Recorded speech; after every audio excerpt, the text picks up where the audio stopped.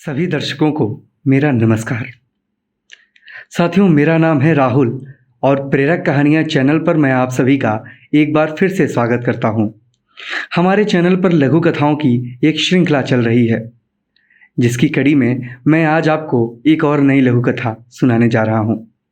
लघु कथा को लिखा है रामधारी सिंह दिनकर जी ने और उसका शीर्षक है उजला हाथी और गेहूं के खेत। एक किसान के दो बेटे थे, एक बाल बच्चों वाला और दूसरा कुंवारा।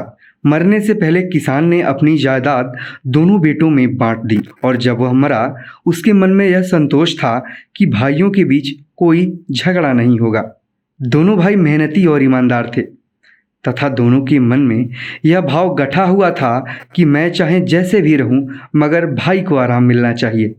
दोनों भाइयों ने रवि की फसल खूब डटकर उपजाई और बैसाख में दोनों के खलिहान गेहूं के बोझों से भर गए। तब एक रात छोटे भाई ने सोते सोते सोचा, मैं भी कैसा निष्ठुर हूँ, मेरे आगे पीछे कौन है कि इतना गेहूं घर ले जाऊं।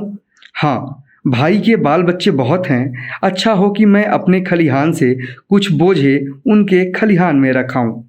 इतना सोचना था कि कुंवारा भाई उठा और अपने खलिहान से 20 बोझे उठाकर उसने भाई के खलिहान में डाल दिए और वह फिर से आकर सो गया।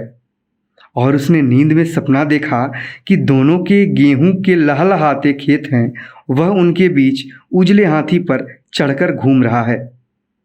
और ठीक बात बड़े भाई के मन में भी उठी। उसने भी सोचा, मैं भी कितना स्वार्थी हूँ, अरे मेरे तो बाल बच्चे हैं, भगवान ने चाहा तो जब वे जवान होंगे तब मुझे बैठे बिठाए 2 रोटियाँ मिल जाया करेंगी, मगर मेरा छोटा भाई, हाय उसका तो कोई नहीं है।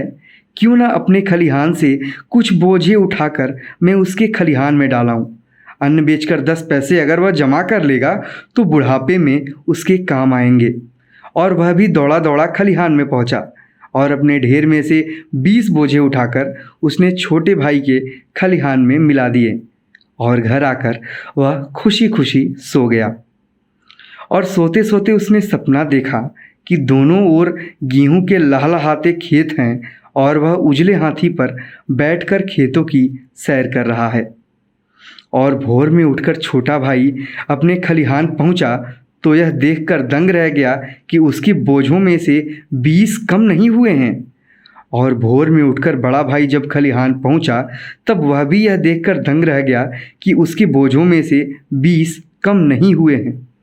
निदान रात में फिर दोनों भाइयों ने चोरी चोरी अपने और दोनों ने फिर रात में उजले हाथी पर चढ़कर गेहूं के खेत में घूमने का सपना देखा। और दोनों भोर में खलिहान को ज्यों का त्यों देखकर फिर दंग रह गए। यह खेल कई रात चला। आखिर एक रात दोनों चोर जब अपने खलिहान में बोझा उठाए भाई के खलिहान की ओर जा रहे थे, दोनों एक दूसरे से टकरा गए और दोनों ने बोझा फेंककर एक दूसरे को कसकर पकड़ लिया और दोनों आनंद के मारे रोने लगे। खलिहान में बोझों की संख्या क्यों नहीं घटती थी, यह रहस्य एक क्षण में खुल गया और इसमें संदेह नहीं कि यह आनंद आंसुओं में ही बोल सकता था।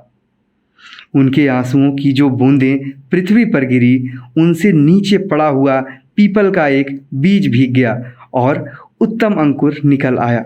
अब उस खलिहान की जगह पर पीपल का एक बड़ा वृक्ष लहराता है और जो भी राही उसके नीचे सुस्ताकर सो जाता है वह सपना देखता है कि दोनों ओर गेहूं के लहलहाते खेत हैं और वह उनके बीच उजले हाथी पर चढ़कर घूम रहा है।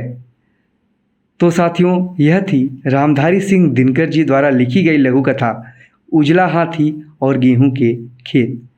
मैं उम्मीद करता हूं कि आपको यह लघु कथा पसंद आई होगी।